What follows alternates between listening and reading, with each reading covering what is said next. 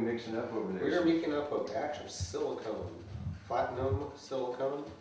It's basically the same type of stuff, similar to stuff they put inside a pair of tits or silicone sealer, sort of in between, but it's called a platinum cure because of its hardness. Its shore hardness is very, very soft and similar to flesh in a way, not really fatty flesh, but it has a very soft surface and pliability. And when you make this stuff, you only have about 6 minutes to make something with it before it becomes hardens. Yeah, before it becomes unusable at that point. So we're just going to make a quick little wound gash thing here and do. It's not really a whole zombie effect per se.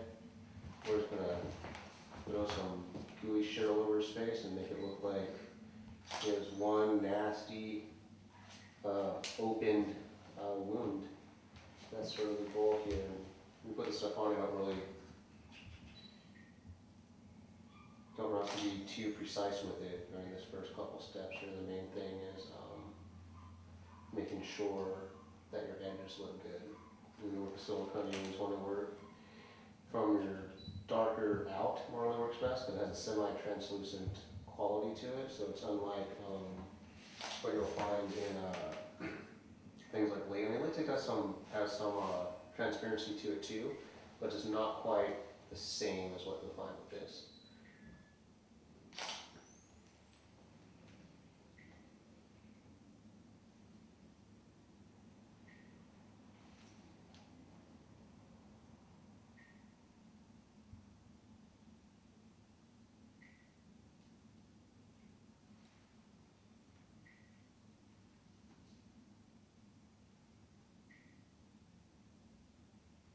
So on these smaller things that you do, are you ever able to reuse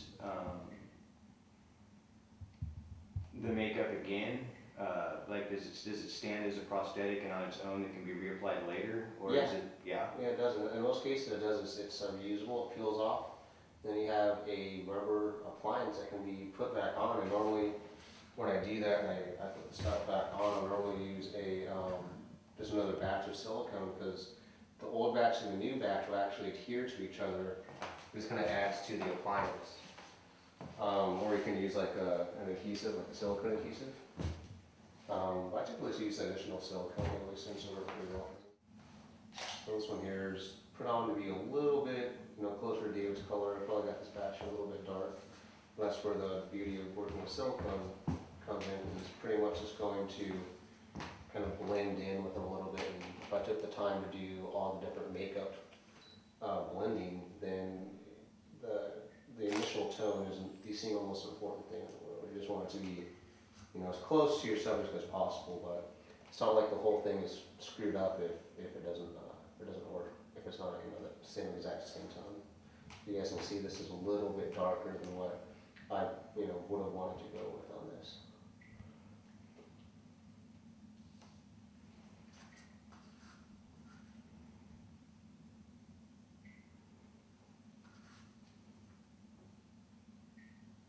What I like to do too is use the under part here, this purple that you see already still sticking out.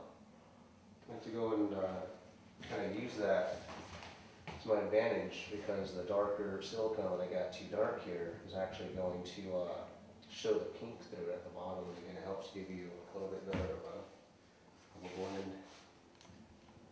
Just push these edges out a little closer.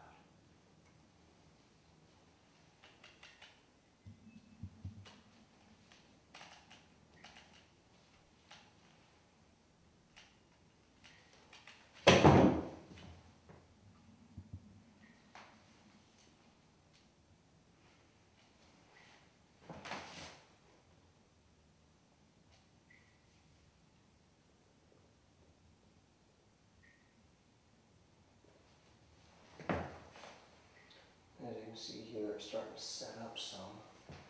What that means is as it goes through its life cycle, the silicone begins to set and harden and gets a little tackier. And when that starts to happen, go and start to do more little details.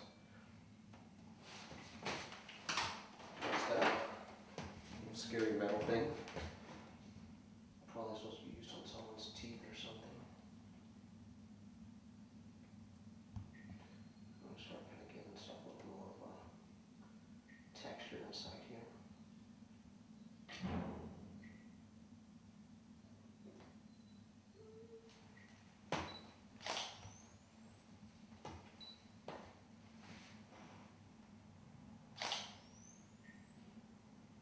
So I'd recommend you use your subject's head and a hand rest. And don't ask them or tell them they're going to do it either, just fucking do it. It's in the handbook. It's in the Wilford Aesthetic Handbook.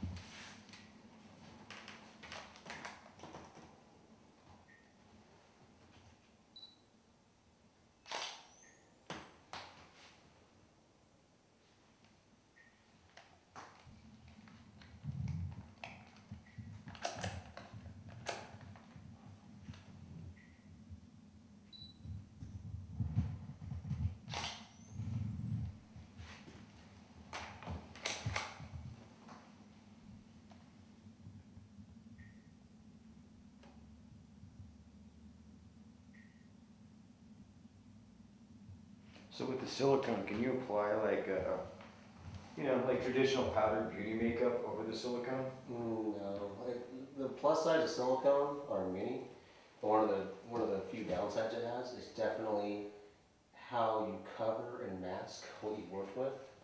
It's a pain in the ass. Most makeups, beauty products, anything like your standard foundations, your cream makeups, anything touches this stuff, and it gives you a completely different texture appearance. It cakes up inside the little crevices of the silicone surface itself, and then basically it's a tattletale. It gives away the fact that all this here isn't blended, that it's not real skin at that point. The beauty of it is you can see through his skin underneath. That's what helps hide it. I mean, there's silicone all over his head now, but all this is clear. You can't see anything below that, and that's where it's good, but downside is painting it. It needs to be painted with, in my experience, additional silicone, like colored silicone. Use some kind of rough, real finger painting. Or use Skin Illustrator, any sort of alcohol activated based makeup will work. Again, they're a little tricky to work with, as they're not like your normal consistency of makeup. It's kind of a watercolory type of application.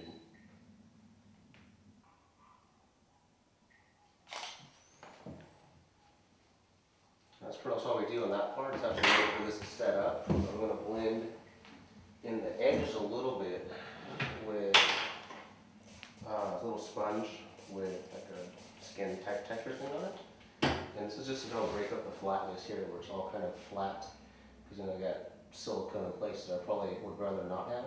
So this gives a little bit of a pore texture, and it breaks up the flatness. It gives away the fact that you have a silicone crap smeared all over your face. Even way down here, I definitely try to cut on that.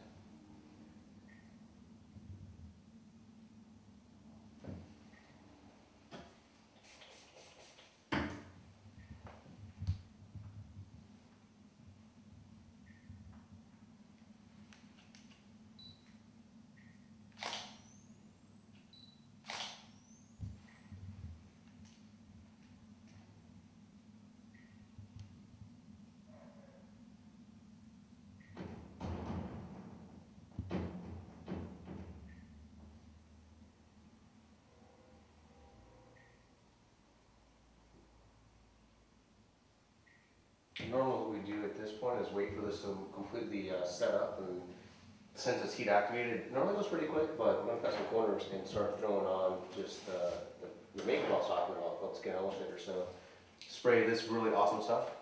I got to meet this guy. It's made by Kenny Meyer. Freaking awesome. He designed the makeup, worked on a bunch of stuff. He designed the makeup, so apparently he's a big fan of silicone. This is what they're primarily made to be used with. That's just going in and darken up the details in most cases. I mean, you can go out like just with that, and people are pretty happy to throw some blood on there, and you got a pretty realistic, convincing, you know, wound. And you can go layer over layer to make this as deep and nasty as you want to. You can just keep adding it on there and thicken up the edges more and more if you choose. But we're just doing a very, very quick thing here.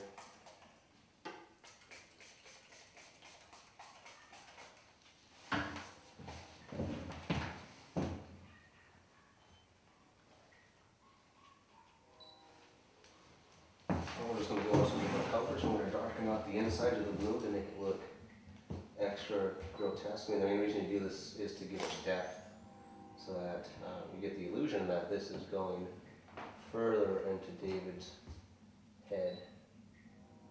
So I'll start with the darker places first and work my way out from there.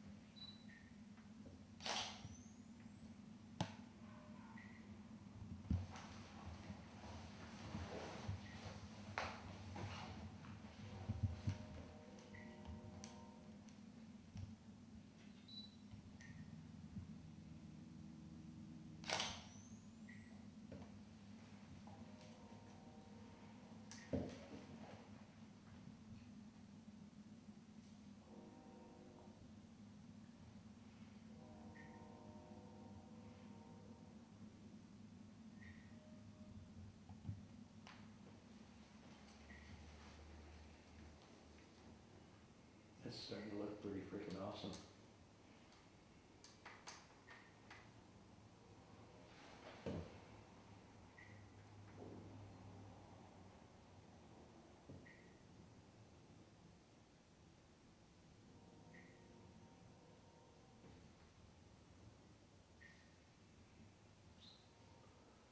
Again, some of this isn't working out so well because we're rushing through it again. You always want to let your silicone set normally before you start throwing this fun crap on there.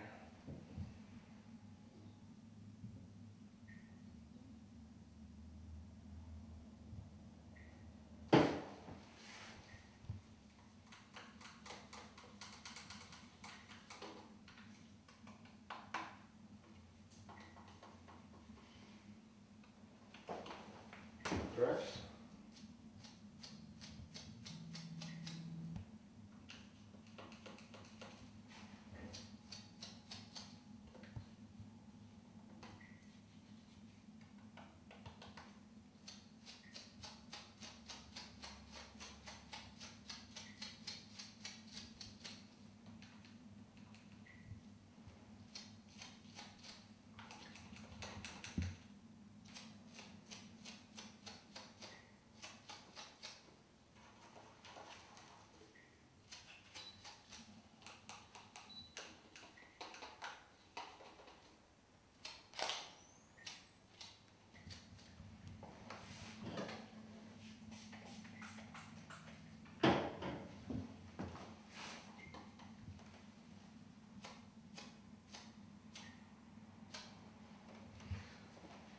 And I would just normally go in and blend more, but really that's all you need to get a decent wound. We're pretty much wound it up at this point. Trace all this crap around to break up, you know, where the stuff is at. And there you have it. Awesome, man. That's your kind of completed look. The last thing you do is take some of this high quality blood, something like this gooey stuff here, or a blood paste. First I like the blood paste. Let's get some blood paste on it real quick.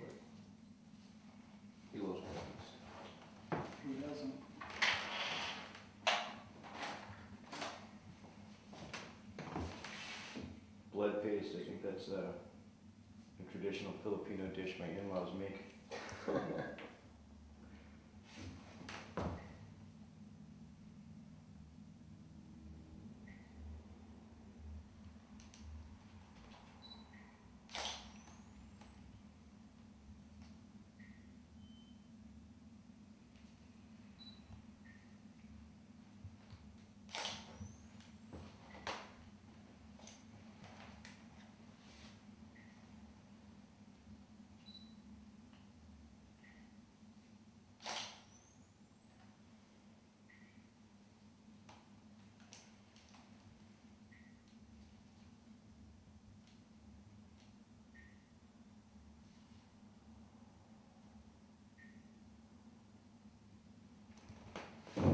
Oh, wow.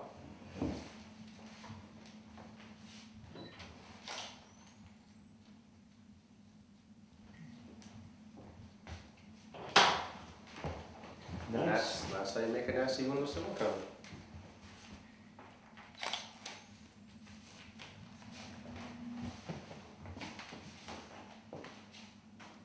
Give you a big happy smile. Think about motorboats, man.